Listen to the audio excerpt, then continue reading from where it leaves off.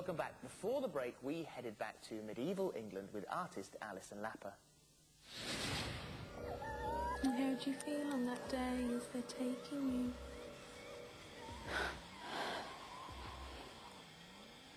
I'm really sad. I'm scared. Okay, so far Alison has been reminded of what happened when she was regressed, but is there any truth behind her medieval tale? It's now time to catch up with historian Jules Hudson as he uncovers the truth behind the story. Here you go. Alison's story does sound like it's come from the pages of a medieval melodrama. It certainly has more than its fair share of twists and turns, but without any clear dates or places, we're going to have to look really hard at the details she gives us to see if indeed this is historical fact or just Hollywood fiction. What did it look like inside? It was sparse and a big fire and straw on the floor. Where would you sleep? On the floor. It was cold. Was it always cold? Yeah.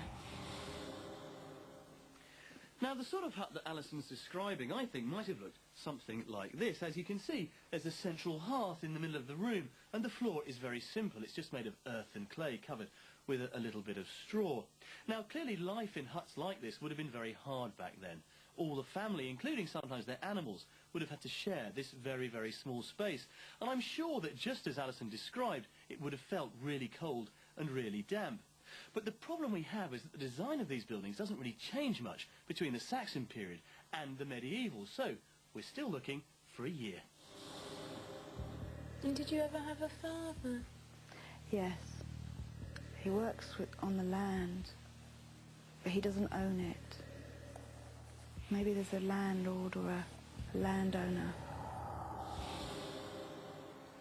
It's an interesting picture of life, this, but the fact that her father works for a landowner, to me, points to a bigger picture, feudal England.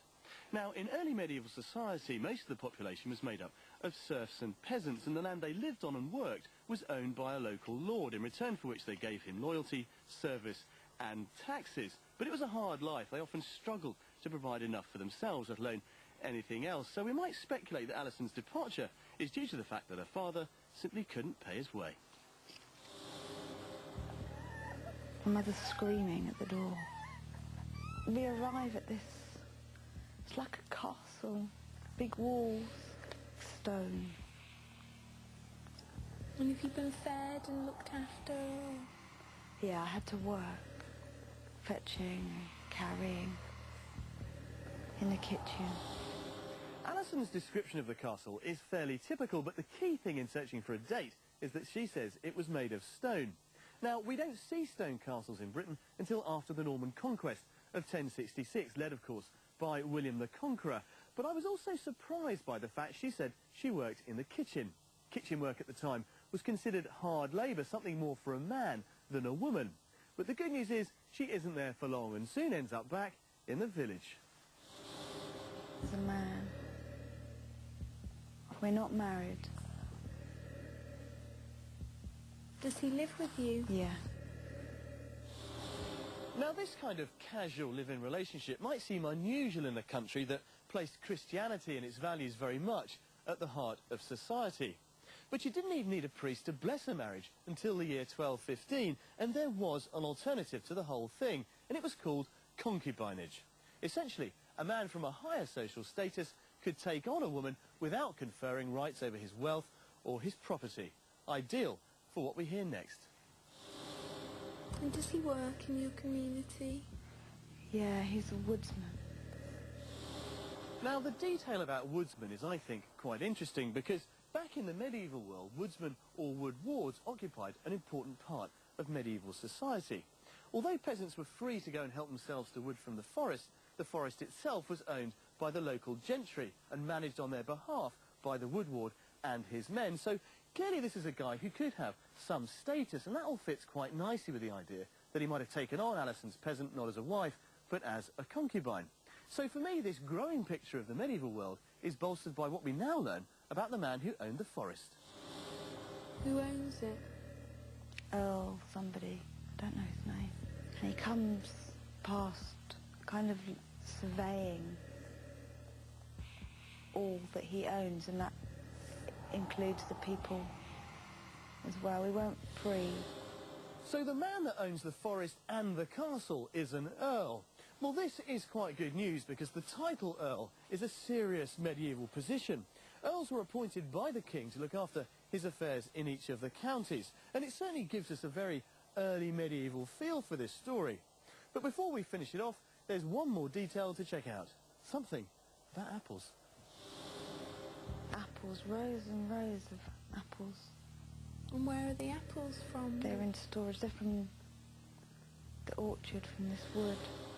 Now, apples, of course, have long been a feature of the English landscape, but what struck me about what Alison said is that she said there were lots of them, and under the Normans, apple production goes up because they had a liking for cider. In fact, they established huge orchards dedicated to producing nothing but cider apples and introduced many of our now most famous varieties. For example, the pearmain, first recorded in Britain in 1204.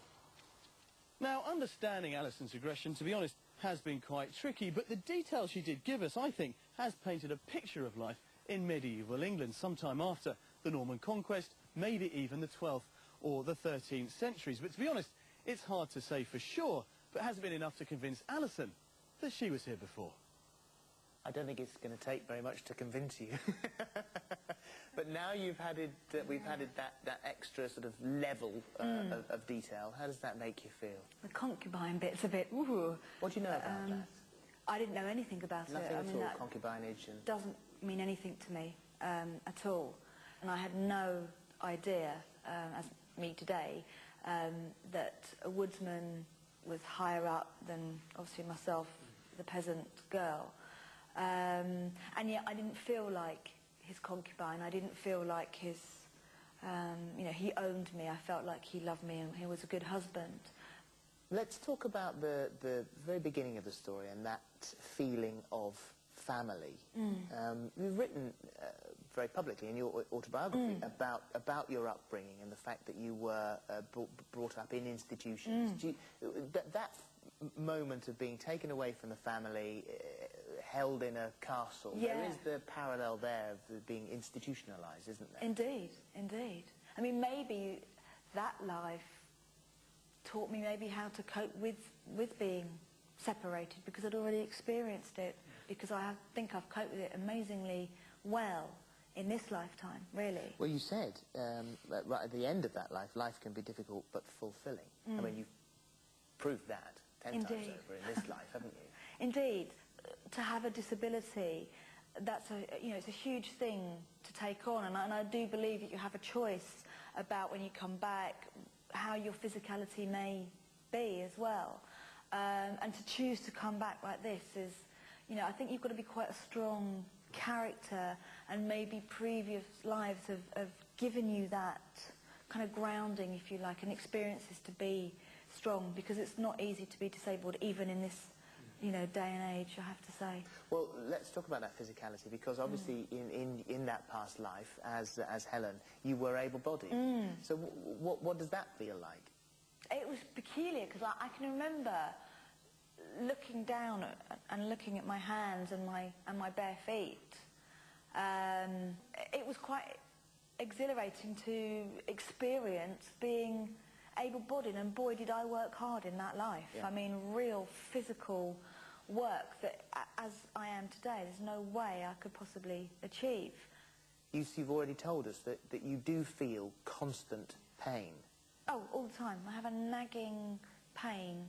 I can't even put it into words to describe to you what it's like all the time. Yet, for 4 hours after that regression, you said you didn't feel any pain. I didn't take any painkillers until I went to bed, and then it was just kind of, oh, in case. What did that feel like? That was an amazing feeling. It was very freeing, actually. So is it something that you think you would pursue? Absolutely, definitely, because I'm trying to pursue every